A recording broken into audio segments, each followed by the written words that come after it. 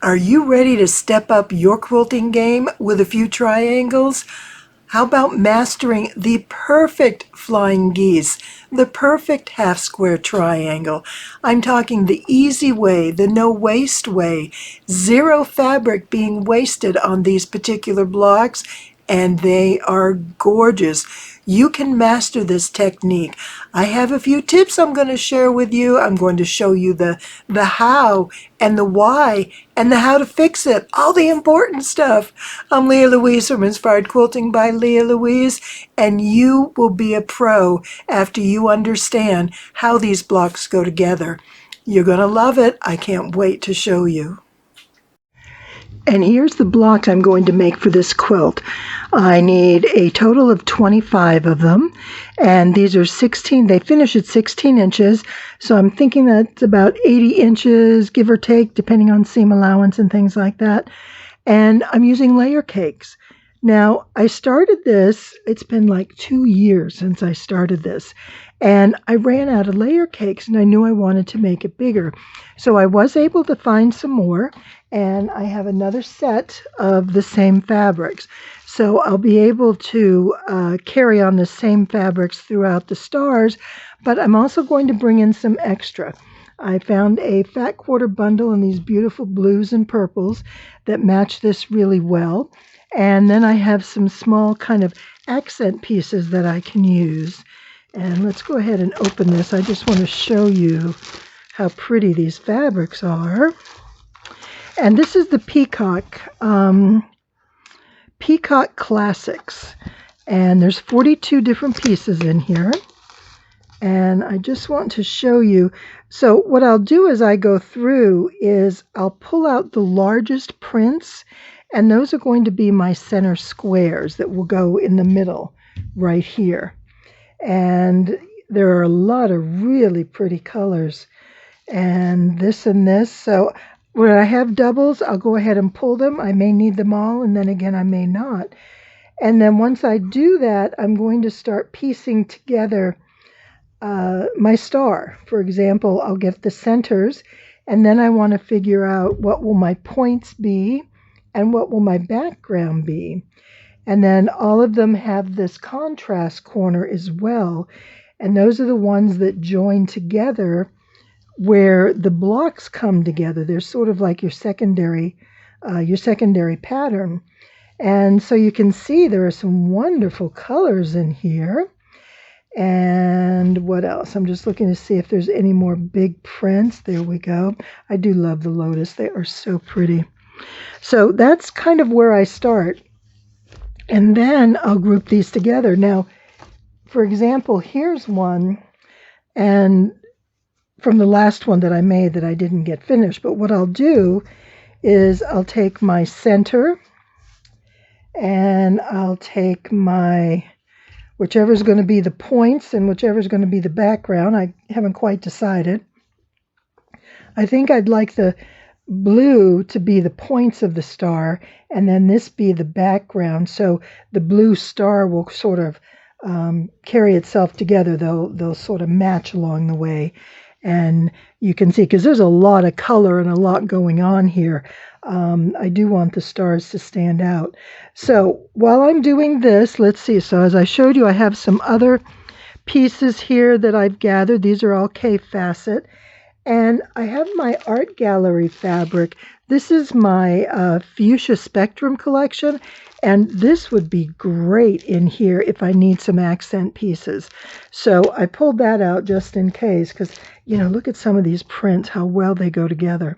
And I do love this color. This is my second package I've purchased because I used the other whole piece.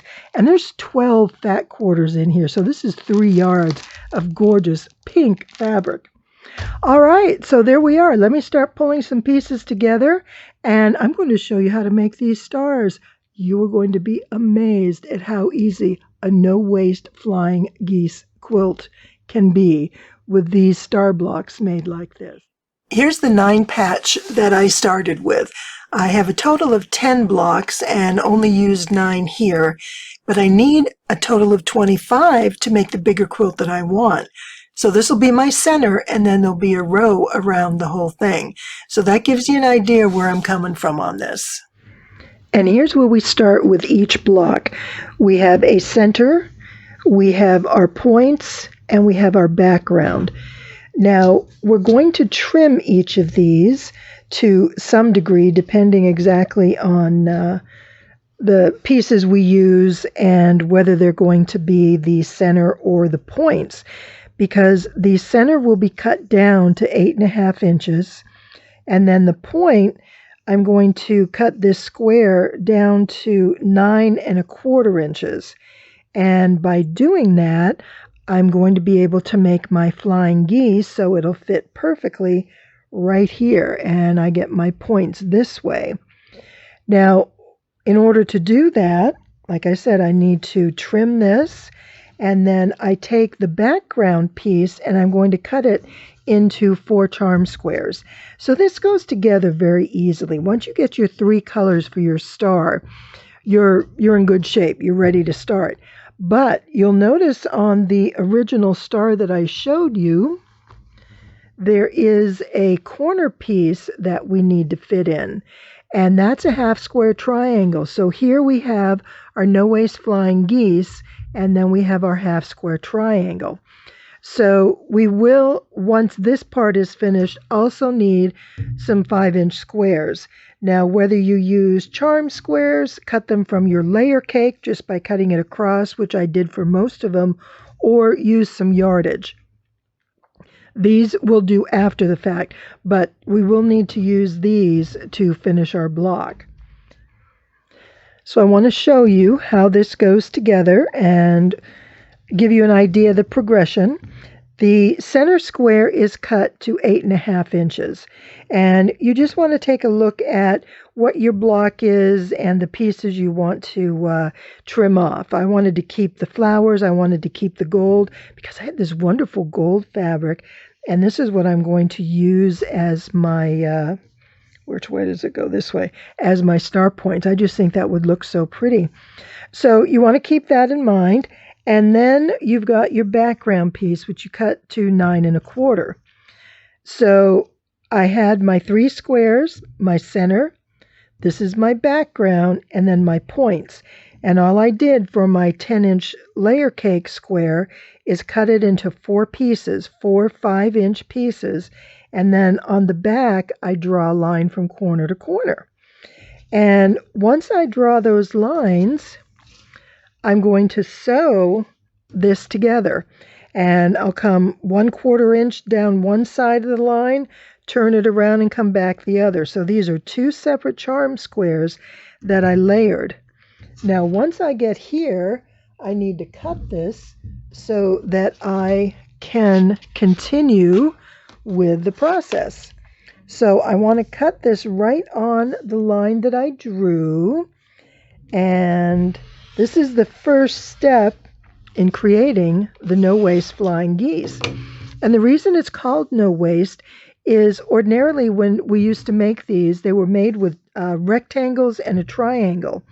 So you would basically have your triangle sewn here, and this piece would be thrown away or scraps. Doing it with a single piece for the background and then using your charm squares saves you on so much fabric. Now, if you love scraps and like doing it the old-fashioned way, that's great, but this is also really fast, and the accuracy is amazing.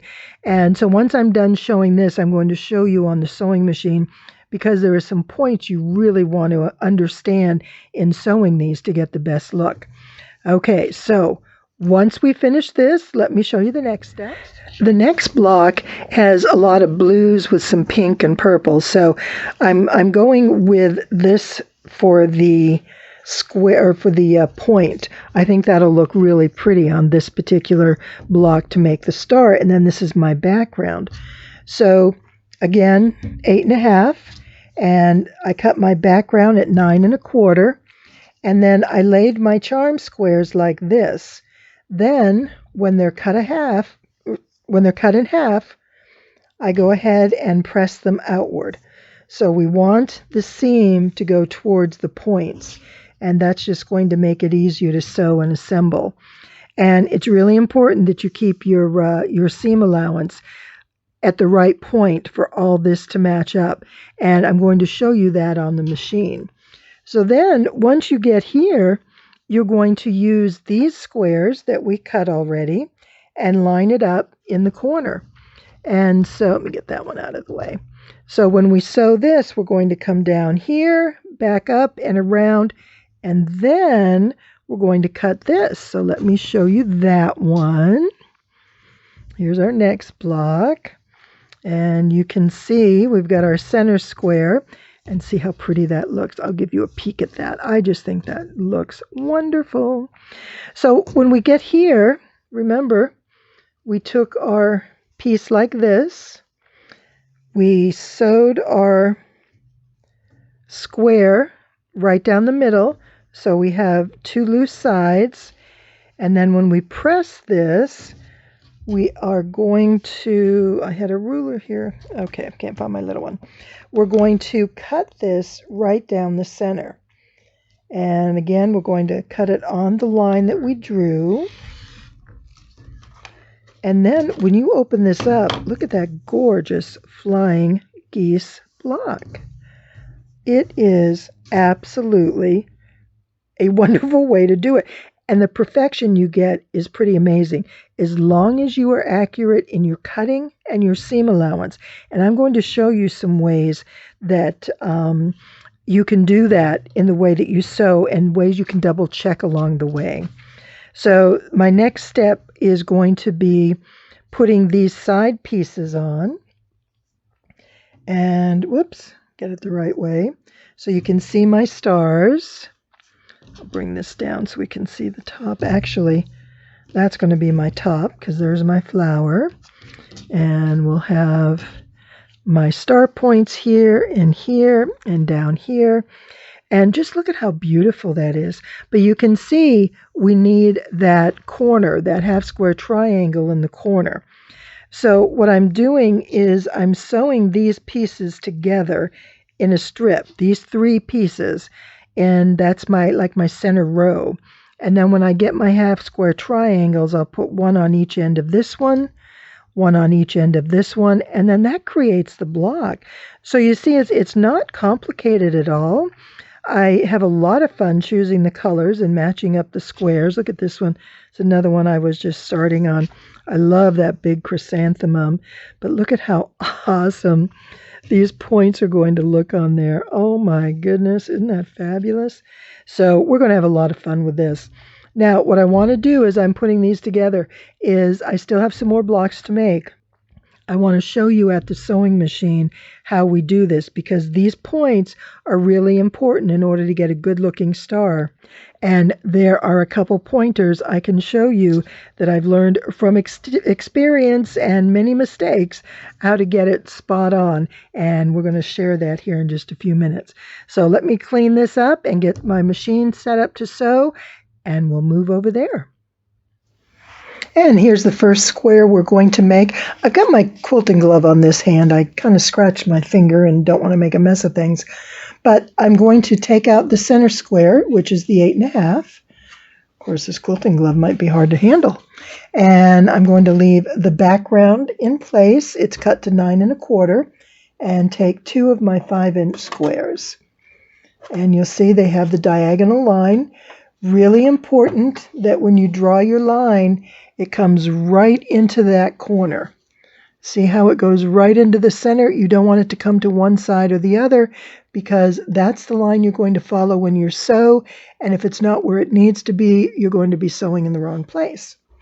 So we're going to put this, actually I'm going to go this way, in the corner. And when we place this in, we're going to put the corner right here on top of the background corner, and then we want to make sure each of the sides follow straight up the block that we're sewing it to. We don't want to have it, a little cockeyed one way or the other, because then your finished block will not be correct. And we don't want to be this point to have it in or out. We want everything aligned nicely, edge to edge. So I'm going to sew down one side, then we're going to come back up the other. And I'm going to line up my 1/4 inch, and I'll start. And remember, if you hold on to this top thread, when you begin sewing, you'll have less problem with your fabric knotting or getting all nested on the back of your fabric.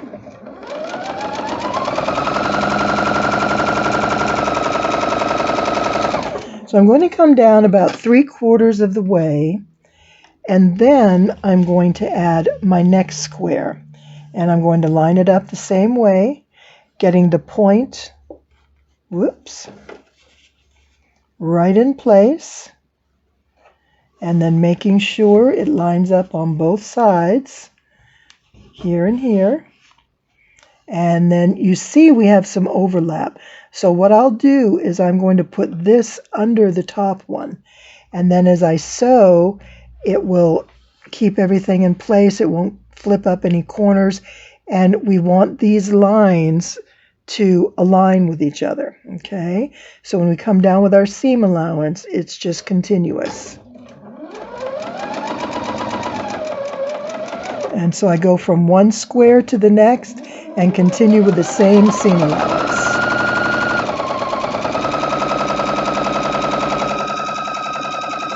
And that's that. Now I'm going to turn it around and just go back the other direction. Again, lining up my 1/4 inch seam.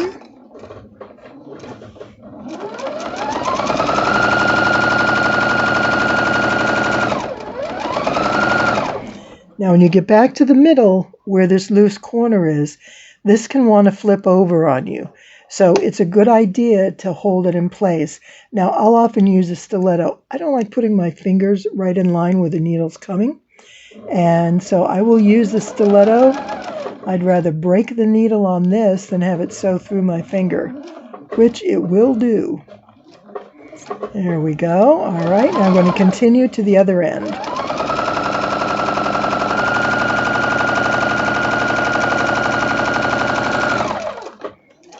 Now at this point, what I do is I trim off the threads, but I also trim this corner. Because when we cut this off, those are the corners that are going to hang over the edge when we're sewing our blocks together. Because if you've done half square triangles before, when you cut these points, they call them dog ears, will stick out beyond the seam allowance and they can become rather annoying. Now before I do anything, as far as cutting this, I want to press it. Can you see how there are almost like little bubbles? It sort of waves through this. You can also see it on the back. That's because we're sewing on the bias. When we go from corner to corner, that's sewing on the bias versus the straight of the grain. When you sew on the bias, there's a little bit of stretching that occurs, and see how you see right here where the fabric kind of lifts up? We're going to press this, and we're going to press it from the back. You don't want to press it in line with the diagonal because that's going to further stretch it. All we want to do is put the iron this way, go back and forth, and then go this way from side to side. Don't go to the angles, go from the side to the side. So let me go ahead and press this. Now you can see how nice and smooth this lays. There's no wavering or waffling or whatever we want to call that in the fabric. It lays beautiful. Now, another thing I want you to look at, because this is going to become important when we cut this apart. When we turn this to the side, we're going to turn this over and press this. But what I want you to see is that this piece is loose on top of this. And this is the corner we're going to be sewing. And part of the reason why the seam allowance is so important is if we don't get the right seam allowance, this raw edge can be exposed on the point of our flying geese. So I'm going to show you how to avoid that. The first thing we're going to do is cut along the drawn line.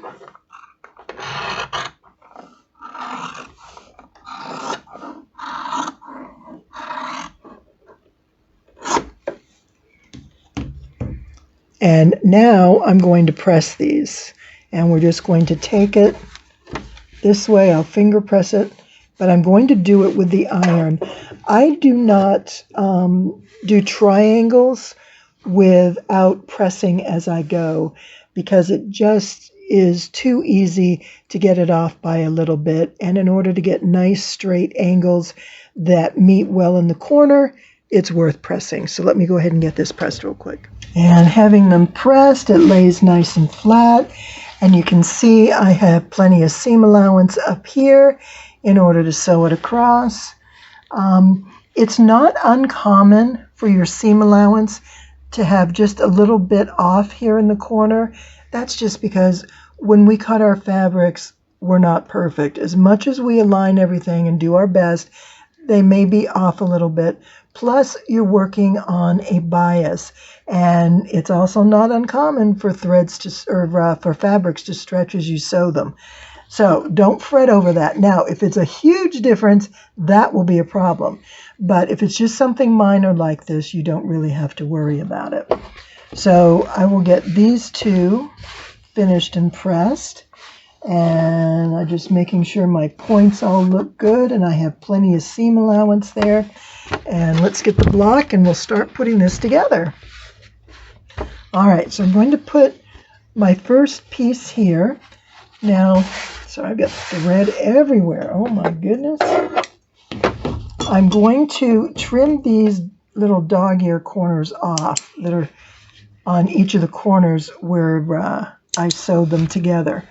Now, there's trimming that we need to talk about. I have found when I make my flying geese with this method, they come out spot on exactly the size I want them to be. The thing we need to look at is if this looks square. One thing that you may notice is that the bottom of this may sometimes bow down. It can curve on you, but this is cut on the bias.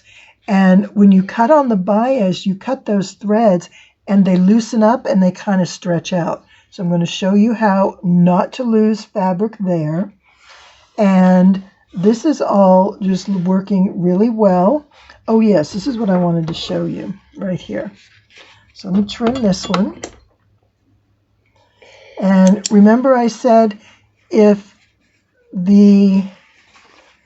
here we go, right here. If this is not within the 1/4 inch, so we put our 1/4 inch right there on our point, and you can see I've got plenty of room. And that's another good thing. These blocks, because of the way they're sized, they're kind of an 1/8 inch larger than what they need to be, but that gives us plenty of room to get the right size with the diagonal sewing, and we don't lose any dimension on our blocks. So if I put my 1/4 inch right there on the point, you can see that I am well within that top edge, and I'm going to actually use that seam allowance right there so that my point will be maybe a 1/16 of an inch from the seam. It's not going to be interfered with, so I won't lose my points. So again, I'm going to put this right above here. Now, if you look at this, this is my center point, and if you look at this right here, that's the 1/4 inch right there. So I want to make sure that as I'm sewing this, that seam is going to be caught in the seam allowance. For example, if we cut it too close, there we are, we can lose our point right there. We want to make sure we have this full 1/4 inch in order to create our seam. And we're good here, which is awesome. And let me go ahead then and start putting these together. I know it's a lot of little details, but it really will make you a little more aware of what you're doing when you're sewing. Because if you don't understand how the block works and what the ultimate goal is and how to fix those little problem areas, you're going to kind of be going into it blind and get frustrated if it doesn't work. I like to know what's going on so that I can fix it if I make a mistake along the way. Oops. Okay, let me bring that out a little bit. There we are. So what I'll do is I line up both corners to make sure that this is in the center. Just line that up. And then you see how this wants to come down a little bit, and it gets a little bit waffly in here. So I will hold this and I'll kind of wrap my finger this way as I'm holding it, and it'll keep everything taut and together. And it looks like I may have a bit of excess, but I think we can work with that. So I'm just going to sew this along, and I'm going to be real careful here because I have this seam allowance and I have this seam allowance there. I don't want anything to be folding over. I want it to stay flat, and I want to bring this up to the edge. So I want to let that be all the way up to the top. When we are sewing this, again, the bias, it makes a big difference. It stretches and it moves the fabric around a little bit. And we want to align it where it needs to be. And then when it's sewn and pressed, everything looks like it's absolutely perfect, which of course it is. Now, the other thing right here is this is your point. You want to be sewing on this side of the point. Can you see that? Let me get that light. Let's see if I can get it a little better. So here's the top of your flying geese. That's your beak or your nose. And you want to make sure your seam is on this side. That way you don't lose that point in your block. So let's go ahead and make sure I hold these. All right. And make sure everything is in place. And if you have any trouble, use your stiletto or seam ripper to hold it, and then sew off the other side. So what I'll do at this point is I'll sew the two side pieces on, and I can't really finish the others until we do our half square triangles in the corner. So that's going to be the next thing that we'll do. But let me go ahead and get this one attached. And be careful that you get your star points the wrong way. You don't want to sew it this way because otherwise you're going to have a square and a square, which isn't a problem. And then maybe you can use that in the middle of your quilt. But if you want stars, you might be disappointed. Okay, so let me line this up here, and I'll put it corner to corner, just like that. So I have each in the corner, and line it up and start sewing. And when I start my sewing, I put the needle down and then I grab the other end and I hold it to make sure everything stays where it needs to be because I don't want anything moving. Get close to the edge. Yeah, I'm going to use my seam ripper here. And again, see, there's the corner. I want to stay to the top of that corner just a little bit. And realign this so everything's nice and even.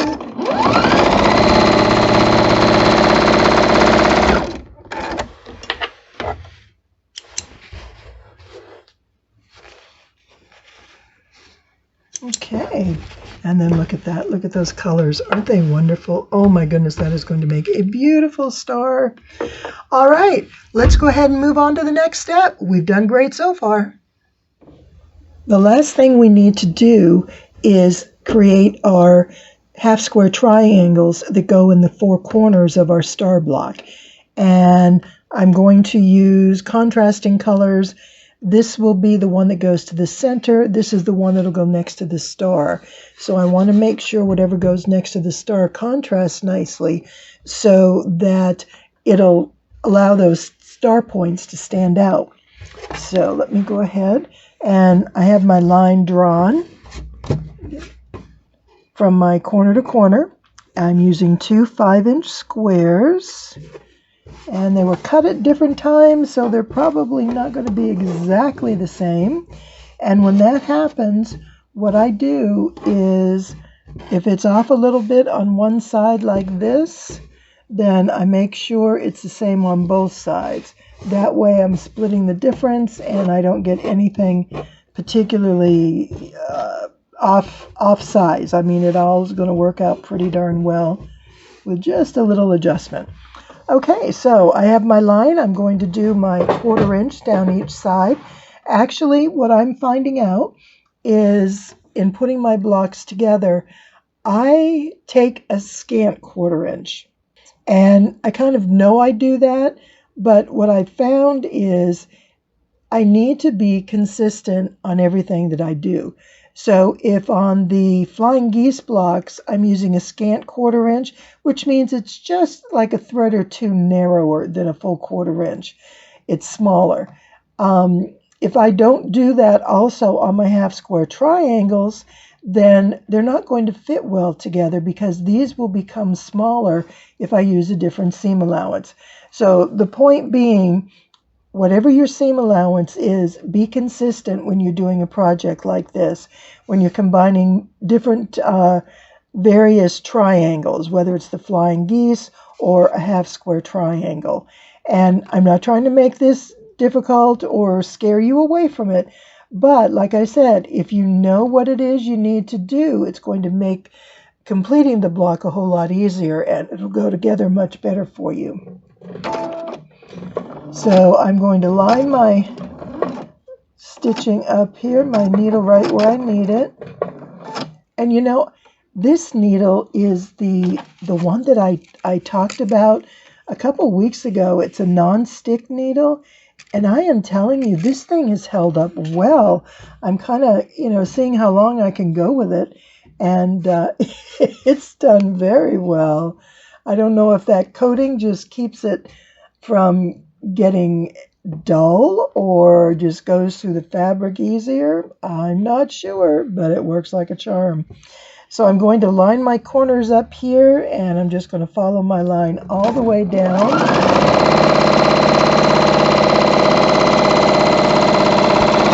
And I kind of went out there. I think I'll be okay, but I wasn't paying attention as closely as I should. I was thinking about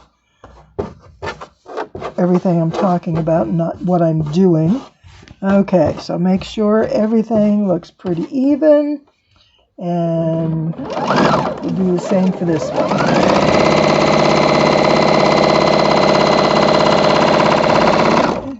So for each block, I need 4 charm squares, and 2 of them need to be the lighter and 2 the dark, whatever that means to you and how you're designing your quilt.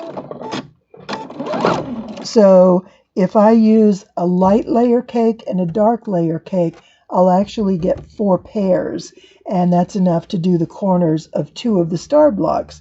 So I've kind of done that along the way too. It makes it a little easier and quicker just to use the same fabrics. And given that I have a lot of blocks, 25 blocks in this quilt, duplicating some fabrics won't be that noticeable. And that's really a thing for me.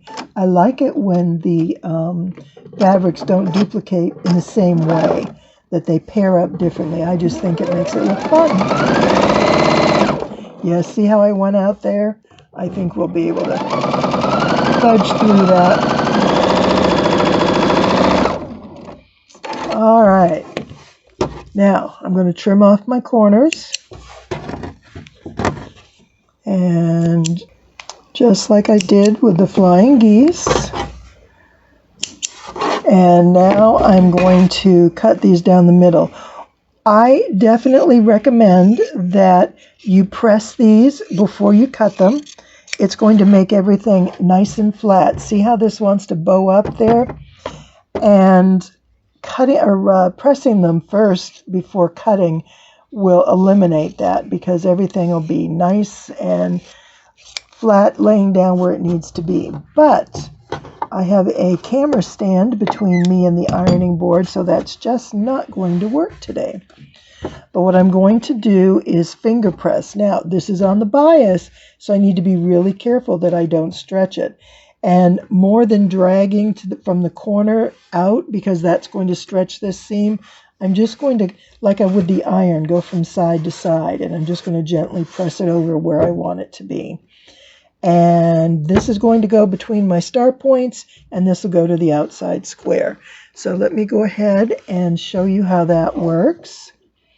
Now, these are different fabrics for the background, but they're similar enough and common colors that it's going to work well. And it also contrasts really good with this. So I think that's going to work out great. So I just want to make sure that my corners are going to nest up nicely. So what I'll do is I'll put these two outer corners just like that. And you see how that seam nests up really good? And I'm going to put a pin in there just while I'm getting started. And get my thread. Make sure everything is straight. Now, when you're dealing with triangles, it's not uncommon to not have exactly the same size. And while trimming can, fix that situation in some cases, I have more trouble than not, as I explained. But I'm going to go ahead and take care of this. There are just things that as you quilt and over time, you're going to find out what works for you. How you sew and how everything goes together. What methods you prefer over something else. And, once you're there, then it just makes it all come together really nicely. And you get more confident in what you're doing. And that's what it's all about. So I'll trim this. Now, you can also come in at this point and trim these little guys off. It's not critical because a lot of them have already been cut off, but it will make your seams bulky when you're pressing. And look at that. Didn't that come out good? Look at that. Spot on. Now, you can see my seam allowance is going to be a little narrow. I've got my 1/4 inch here, but this one's a little bit scant. So I'm just going to have to be careful when I sew that one. And again, I'm telling you, you're dealing with triangles, and they can have a mind of their own. But I love working with them because they're beautiful. The more you do it, the easier it becomes to understand how to work with them and how to make them do what you want. And once you get to that point, you're going to be a whole lot more confident. So don't give up. Don't think you can't do it. Work on a single block and just, figure out what works best for you. You're going to find that some things are going to be a more accurate result than another way, and when that's the case, you know what it is you need to be doing. And now I'm going to do the same thing on the other side. Just need to make sure that I get my stars set up correct, because it's really easy to put it backwards and go this way and go, oh no, it doesn't work. Or it may work, but your stir won't be consistent because the opposite corners are very different. And it's just a matter of what your preferences are and what you want as your results. So I just, kind of take my time. And as I'm doing this, I do kind of production line a lot of it. Now, I will work on one at a time. I'm not going to go through and do all the half square triangles at once. And the reason for that is I don't want to get them mixed up, because I have them laid out. Whoops, did I break my thread? I have them laid out so that they are going to fit with a specific block. And I'm afraid that if I, sew them all up, cut them apart, and go to put them back together, I won't get them where I wanted to. And the way to resolve that is to get yourself a picture. Take a picture with your phone, and that'll solve that problem. But for me, it's just as easy to have it close to me and just work with them at one time. All right, my thread kind of broke and did something here. I'll be right back. All right, we have our thread in place. We can get, whoop, I almost lost that one. Let me put it over here. And we can finish sewing. There we go.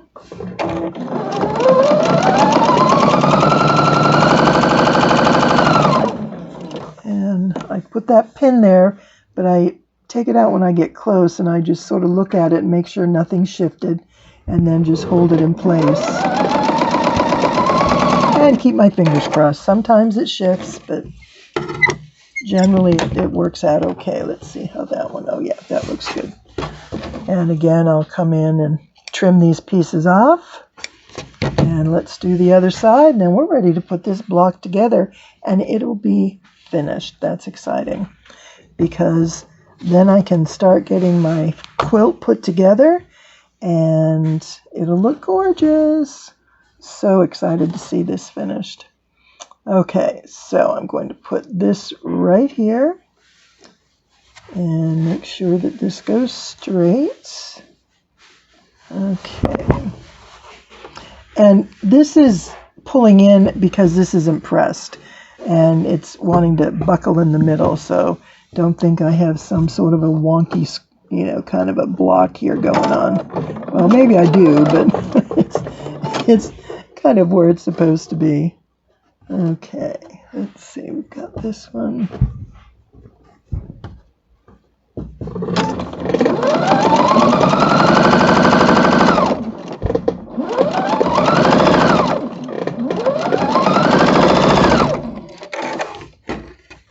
And there we are. Trim those little guys off, get the thread cut, and look at that. Isn't that pretty? Oh my goodness, love it. So let me get the main block, and we're going to put this together. And so, like I said, you want to make sure that you get your stars in the right direction. You don't want to come in and put it together like this, because you're going to be really disappointed because you'll be pulling it apart, and it's not easy to do. It can take some time, and it can be quite frustrating. All right, so I put a pin over here so that I know where I am going to, and then I will put a pin right here. Whoops, I didn't get those threads. I really do try and trim my threads as I go. I find it makes it much cleaner. Yeah, see what my machine did? I did sew over it, but that can be a nuisance. Every once in a while, something gets caught somewhere, and it happens. Okay, now, this is the Flying Geese block. And remember, some of them were a bit puckery because we did the two triangles together, and that's not uncommon. But you can see, as I hold this, it fits together well. So I just need to make sure as I'm sewing that I ease that in. Of course, easing means that we make it fit. And in a controlled manner. Let's see, this goes out that way. All right, so I've got my corners together, and I put this together, and make sure, and I do when I'm going along, pull this down from time to time to make sure that they're lined up. Again, you got this bias seam, and there's just a lot of little things you can do along the way that's going to make it go together so much easier. And that also improves your results when you don't have to fret and fuss over it. Okay, now I'm going to hold this. And so again, there's my corner. I want to make sure I'm inside that corner.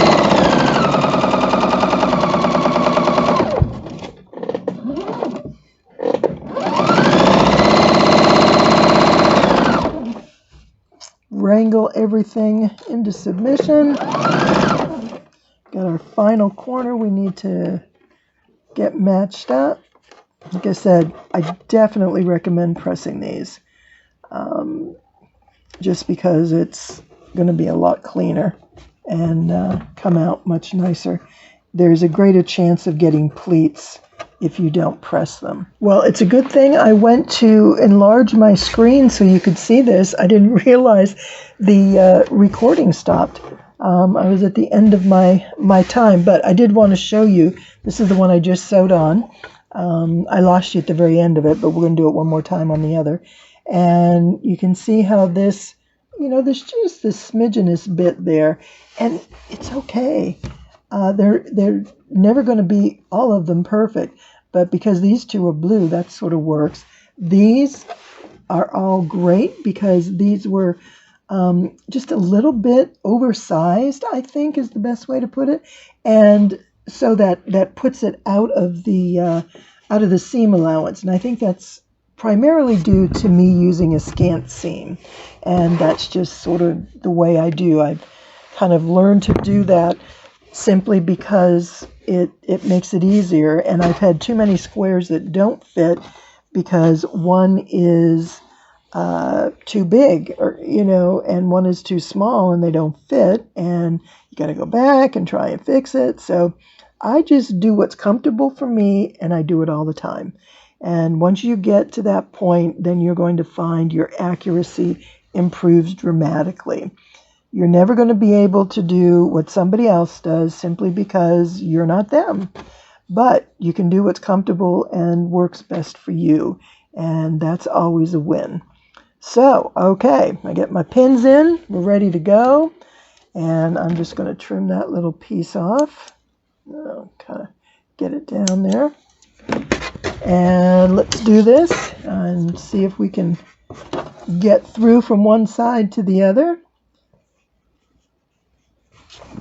And you can always feel when that seam is nested, which is great. That makes it easy.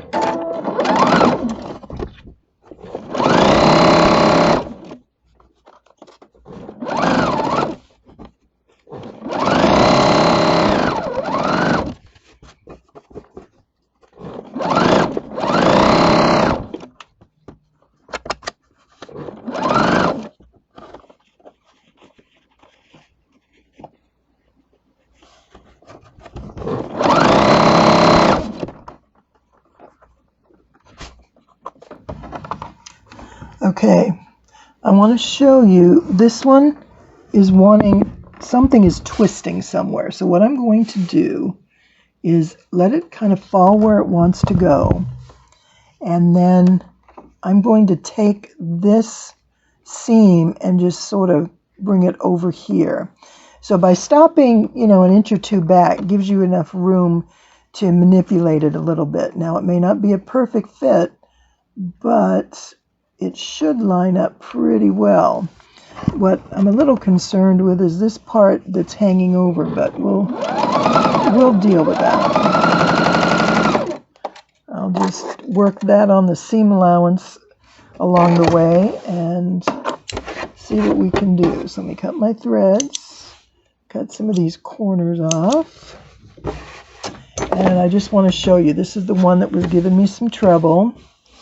And so it looks like what I needed to do was take a wider seam there. That was probably too small. And so had I done a wider seam, it would have brought this in closer like that. And, I'll go ahead and do that just because if you have a situation you need to do it, it might be a good thing to know how to do.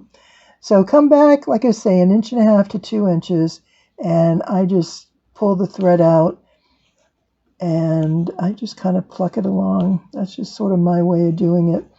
I don't like running the seam ripper down through the open seam. All right, why is it not coming apart? There it is. Okay, I was just looking in the wrong spot. Okay, so you can see that this all lined up really well. Everything's where it should be, but this corner out here is too far out. And what I may have likely done is not taken either a large enough seam or skewed it in the wrong direction. And so I'm going to take this, let me show you how much we need to go, because it's not much at all. If I put these together here, and you can see that, it's only that much, but since we're here, I'm going to show you how to do it. It really wouldn't be critical because you can make it, you know, kind of come together. So we're going to open it back a couple inches, and we're going to come back, you know, probably more than halfway. And that way we can do this gradually, because you don't want to come in here and just sew a seam like that, because it's not going to lie flat. So we're going to come in, and we want to bring our seam, get that, there we go, to about right here. So it's not a lot, but I want to do it gradually. And so I'll just slowly, and you can see, I'll show you when I take the needle out, that it's not much, and it comes gradually like this. If you've ever done sewing on clothing, it's kind of like making a dart.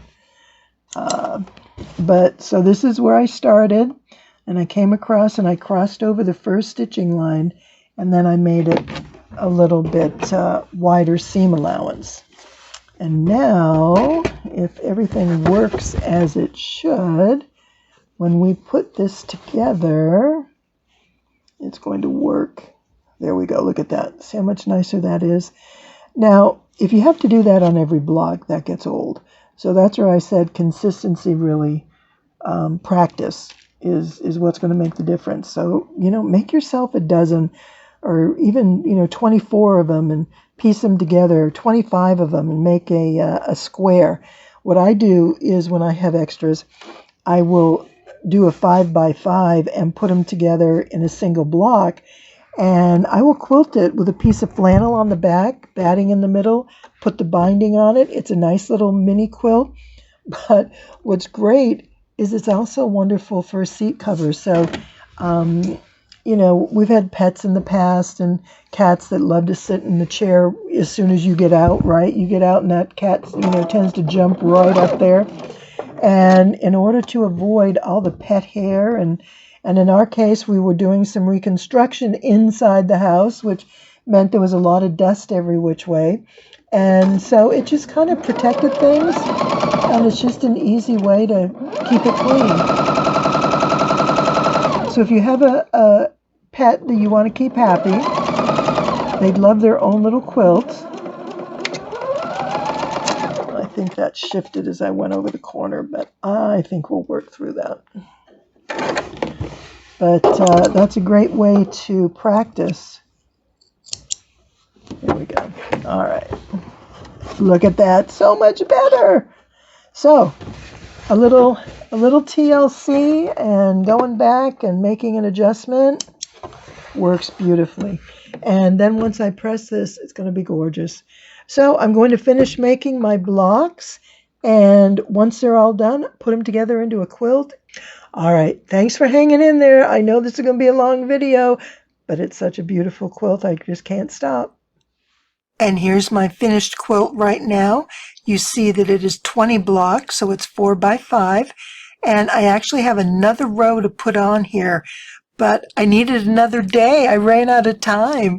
So I'll get it finished, and when it's quilted, we'll find a reason to make another video and put it out there. But it is beautiful. Unfortunately, the light, it was in the evening, and this is sort of shadowy and gray. It's not as bright as it should be, but it is just such a stunning quilt. I love the colors, and you can tell in the video how bright and colorful they are. But I just wanted to show this to you and let you know that I made it. I've got it through, and I just about have those 5 blocks finished, and this will be complete, and that's another quilt top ready to go, which is always a good thing. And I don't know if I clarified it in the video well enough or not, but I did not trim any of these blocks. You know how oftentimes when you do a triangle of some sort, you need to then trim the block down to the size you want.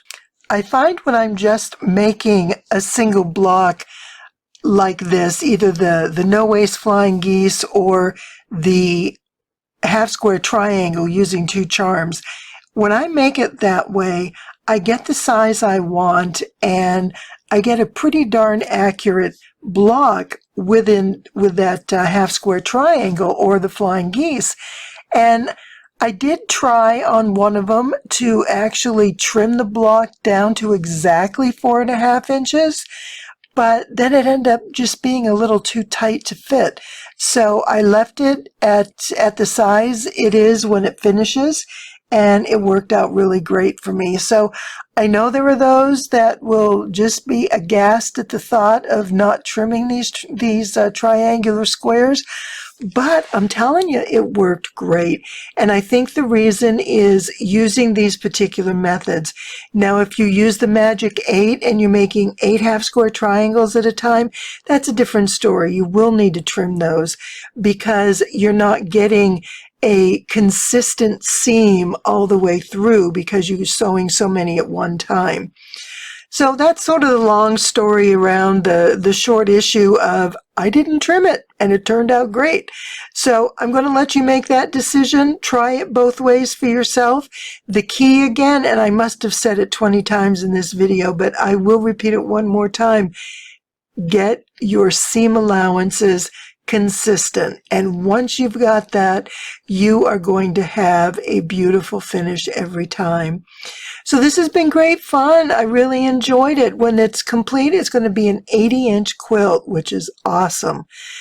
And I'm happy. I'm so glad that this is finished, and I'm thrilled that you're here with me today. I know this was a long video, and I appreciate you hanging into the end.